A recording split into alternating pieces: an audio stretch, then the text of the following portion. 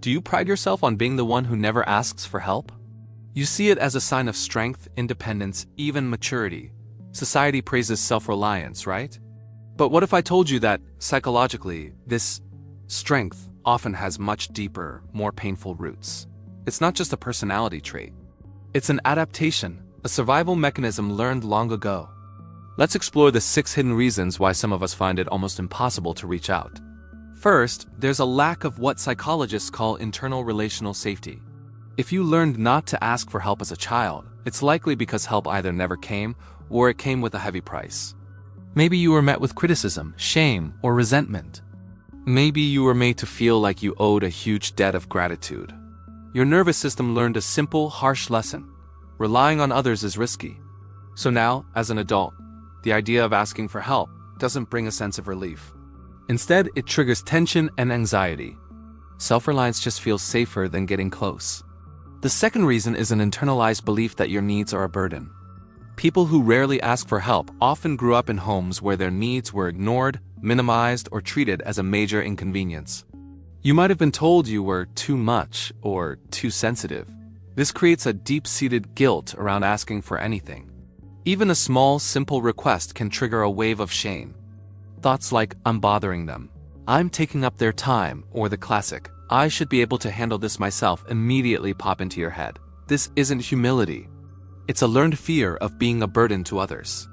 The third hidden issue is an over-identification with the role of the strong one. For many, self-sufficiency has become a core part of their identity. I've got this. I can handle anything. I don't need anyone. Sound familiar? Psychologically, this is often a powerful defense mechanism against the memory of childhood helplessness. If being small and weak once meant you were in danger or left unsupported, your adult mind builds a fortress of control and competence around you. In this context, asking for help isn't just a simple action. It feels like a direct threat to the very identity that has protected you for so long. It feels like admitting failure. Fourth on our list is a profound difficulty in trusting others' intentions. If you learned early on that help wasn't always selfless, this one will hit home. Maybe assistance came with strings attached, with manipulation, or was used against you later on. As an adult, this experience translates into a core belief that accepting help means losing your autonomy. You think, it's better to do everything myself, even if it's harder, than to owe anyone anything. This isn't just being cynical. It's a relational memory, your mind's way of protecting you from being controlled or exploited again. The fifth issue is a real paradox. You're probably fantastic at helping others, but you're terrible at receiving support yourself.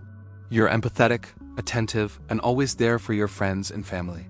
But when the roles are reversed, you feel a deep discomfort. Receiving help means letting someone see you in a state of vulnerability. And if vulnerability was never safe for you in your childhood, your adult body instinctively responds with tension, withdrawal, or complete shutdown. Instead of asking for what you need, you retreat into silence. You'd rather give than receive, because giving keeps you in a position of strength and control. This leads us to the sixth and perhaps most profound issue, functional loneliness. This is a state where you might be surrounded by friends, family, a partner, but you carry the full weight of your life entirely on your own, internally. You handle all your problems, decisions, and difficult emotions in complete isolation. From the outside, you look like a pillar of strength, but on the inside, it's utterly exhausting. This prolonged state of functional loneliness almost always leads to psychological overload, burnout, and the heartbreaking feeling that no one truly knows or understands the immense burden you carry every single day. So here is the most important takeaway from all of this. Not asking for help doesn't mean you don't need it.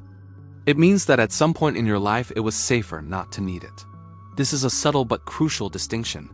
Recognizing this isn't about blaming your past or forcing yourself to suddenly be open. True change comes from a slow, gentle process of learning. It's about discovering, perhaps for the first time, that support doesn't have to mean debt, shame, or a loss of control. It's about finding people who can offer help without conditions. Only then can asking for help stop feeling like a threat and start feeling like a connection, like a real relationship.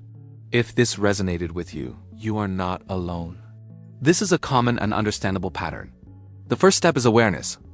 If you feel overwhelmed, remember that reaching out to a therapist can be a safe way to start practicing this new skill. They are trained to create a space where your needs are valid and welcome. Thank you for spending this time with me. If you found this helpful, please like and subscribe for more content on understanding ourselves better.